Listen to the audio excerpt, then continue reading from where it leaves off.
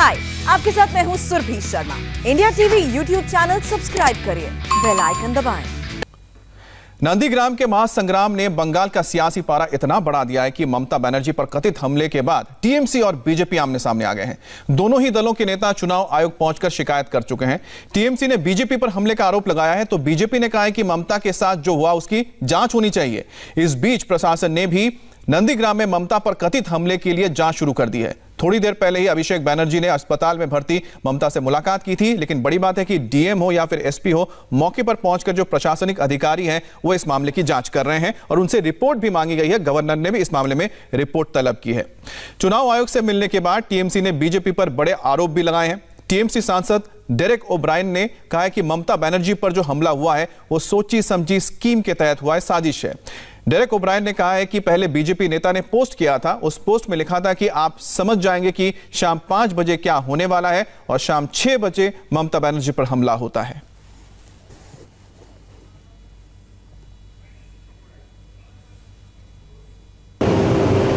Chronology समझ लीजिए। 8 तारीख में, मार्च 8 तारीख, बीजेपी के बंगाल के अध्यक्ष ने एक पोस्ट किया था, ममता बनर्जी को घायल होते दिखाया। ये मार्च 8 तारीख। मार्च 9 तारीख सवेरे इलेक्शन कमीशन ने वेस्ट बंगाल के डीजीपी बदला। क्रोनोलॉजी समझ लीजिए। मार्च 10 तारीख एक बीजेपी सांसद 5 बजे पोस्ट किया था, आप समझ जाएंगे शाम के 5 बजे के बाद क्या होने वाला है। और कल 6 बजे नंदीग्राम में ममता दी के साथ ये हादसा हुआ।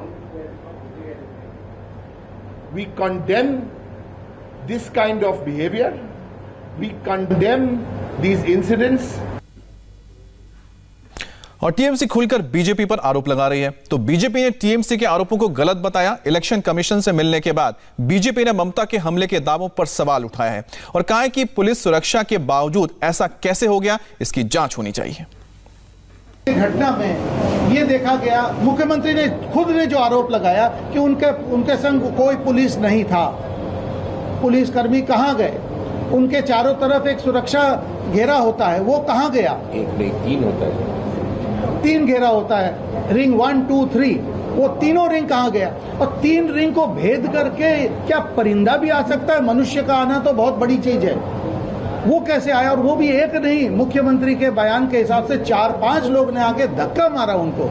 ये कैसे हो सकता है? दूसरा है, यदि ये हुआ भी है, ये बात मुख्यमंत्री जहां तक हमें टीवी में दिखा कि कलकत्ता जब आई तब बोली, बहुत बढ़िया, रातों रात तो था, पुलिस जाके उनको पकड़ा क्यों नहीं? ये तो मैं मानने को तैयार नहीं हूं कि उतने से घेरे में 4 व्यक्ति घुसे और वो अचिन्हित रह गए। रात भर निकल गया। मुख्यमंत्री का मामला है, हमारी मुख्यमंत्री है, उनको पकड़ा क्यों नहीं गया? कल जब घटना हुआ तो एक और चीज देखा गया कि बगल के एक दुकान से बर्फ लाके उनके सुरक्षा कर्मी उनकी चिकित्सा कर रहे हैं, जिसको बोलते हैं फर्स्ट एड। डॉक्टर कहाँ थे? उनके संग जो एम्बुलेंस चलता है काफिला में, वो कहाँ था? उसका पैरामेडिक कहाँ था? इस हिसाब से मुख्यमंत्री का चिकित्सा होता है। मुख्यमंत्री जब कलकत्ते से बाहर जाती है, एक सेफ हाउस होता है, वो सेफ हाउस कौन सा था बताएं।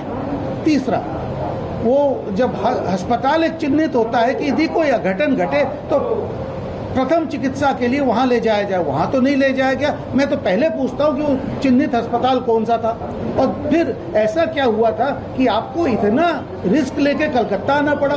मुख्यमंत्री बोल रही है हमें सांस लेने में दिक्कत हो रहा है, और आप उनको गाड़ी से कलकत्ता, आप चाहे किस ग्रीन कॉरिडोर से लेके ब्लू कॉरिडोर बना दें, मगर आप बगैर ऑक्सीजन के लेके आ गए मुख्यमंत्री को। इतना बड़ा आपने रिस्क लिया। ये सब गाफिलती है, और ये सब इसका एक ही है तरीका कि दूध का दूध, पानी का पानी हो। तो आखिरकार जिस तरह से दिखा जा रहा है कि टीएमसी की ओर से कई आरोप लगाए गए हैं बीजेपी पर, और बीजेपी उसका जवाब भी दे रही है। क्या क्या है? पांव कुचल दिया और पूरा फूल गया, क्यों तालिबान है? ये बीजेपी का जवाब है, साजिश हुई, जानबूझकर किया गया। तो बीजेपी का कहना है कि भूत ने आकर किया। लोकल पुलिस कहां थी? कोई नहीं था यहां पर। 300 पुलिस वाले होते हैं हमेशा। 4 आईपीएस अधिकारी हमेशा इंचार्ज रहते हैं ममता बनर्जी यानी कि सीएम के सिक्योरिटी के लिए। 4-5 लोग कैसे आ सकते हैं ममता बनर्जी के इतने करीब? यह भी एक बड़ा सवाल है। और सबसे बड़ी बात है कि ममता बनर्जी जब घायल हुई थी तो उनको जो स्थानीय अस्पताल क्यों नहीं ले जाया गया? वहीं केंद्रीय मंत्री गजेंद्र सिंह शेखावत ने ममता पर हमला बोला और उन्होंने कहा कि ममता की घिसी पिटी स्क्रिप्ट चलती रहेगी। उन्होंने सवाल उठाया कि जैमर, प्रोटोकॉल, एम्बुलेंस के बावजूद हमला कैसे हो गया? केंद्रीय मंत्री गजेंद्र सिंह शेखावत हमारे साथ हैं। सर, ममता बनर्जी का कहना है कि उन पे हमला हुआ है, उनके पैर में प्लास्टर लगा है, गर्दन पे, शोल्डर पे उनको चोट आई है। देखिए, एक होता है झूठ, एक होता है सफ़ेद झूठ, और उससे भी बड़ा कोई झूठ होता है कि जब वीडियो सामने हो, प्रत्यक्षदर्शी सामने हो, प्रत्यक्षदर्शी जिस बात की गवाही दे रहे हो और उसके बाद में भी कोई झूठा आरोप लगाने की कोशिश करे, तो ऐसी घिसी गिटाई और पिटी पिटाई स्क्रिप्ट सब चलती नहीं है। लेकिन ममता बनर्जी के अंडर पूरा पुलिस का महकमा है, कई गाड़ियों का काफिला उनके साथ चलता है, इतनी सिक्योरिटी उनकी, फिर ये ऐसा वो झूठ क्यों बोलेंगे? देखिए, 10 साल के मुख्यमंत्री, सारा लवाजमा, जैमर से लेकर के, प्रोटोकॉल से लेकर के, एस्कॉर्ट से लेकर के, एम्बुलेंस तक सब जब साथ चल रहा हो, उस परिस्थिति में कोई उन पर हमला करे ये संभव नहीं है। और यदि हमला किया होता तो उसके किसी तरह के वीडियोस भी सामने आते, जबकि वीडियो इससे उलट इस बात के सामने आ रहे हैं कि गाड़ी खुद जा कर के खंबे के टकराई है और उससे कुछ मामूली चोट उनको लगी है। मैं तो कामना करूँगा कि वो शीघ्र स्वस्थ हों और वापस आकर के मैदान में चुनाव के लिए डटें, ताकि कल को ये कहने का अवसर नहीं मिले कि मैं चुनाव इसलिए हार गई कि मैं अस्पताल में थी और अपना कैंपेन नहीं कर पाई। तो क्या ये आप भी कह रहे हैं कि मतलब उनको लग रहा है कि चुनाव हार रहे हैं इसलिए उन्होंने ये सब कराया है? निश्चित रूप से उनको नहीं, पूरी तृणमूल कांग्रेस को लग रहा है कि बंगाल की जनता ने परिवर्तन का मानस बना लिया है। बंगाल की जनता इस भय, भूख, भ्रष्टाचार और आतंक के शासन को समाप्त करने का मन बना चुकी है। और बंगाल बीजेपी के प्रभारी कैलाश विजयवर्गीय ने भी ममता बनर्जी के दावे पर सवाल उठाया। कैलाश विजयवर्गीय ने कहा कि ममता के काफिले का वीडियो सार्वजनिक हो तो सब साफ हो जाएगा। नहीं, मुझे लगता है कि चुनाव आयोग को चाहिए कि उनके द्वारा उम्मीदवार के पीछे चल रहे वीडियो में ऐसा क्या आया है उसको सार्वजनिक करना चाहिए। जनता को पता लग जाएगा कि उसमें कौन है। और एक आश्चर्य की बात है कि ममता जी के साथ इतना पुलिस का लवाजमा चलता है और 4 लोग आए और घटना करके चले गए, तो बहुत दुख की बात है। पर मैं उनके लंबी आयु की कामना करता हूँ, जल्दी स्वस्थ होने की कामना करता हूँ। सर, सीबीआई जांच के लिए आप मांग कर रहे थे, आज प्रोटेस्ट भी किया जा रहा है पूरे पश्चिम बंगाल में इस घटना को लेकर। हाँ, मतलब वो राजनीति कर रहे हैं। हम चाहते हैं इन चीज़ों पर राजनीति नहीं होना चाहिए और चुनाव आयोग को जल्दी से खुलासा करना चाहिए। सर, अगली ये घटना का परिणाम किस तरह देखते हैं? हिंसा बढ़ेगी क्षेत्र में?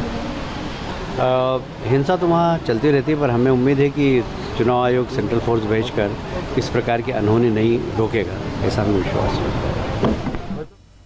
और इस बीच आपको बता दें कि बीजेपी सांसद लॉकेट चैटर्जी ममता बनर्जी से मुलाकात करने पहुंची हैं। डिटेल्स ब्रेक के बाद।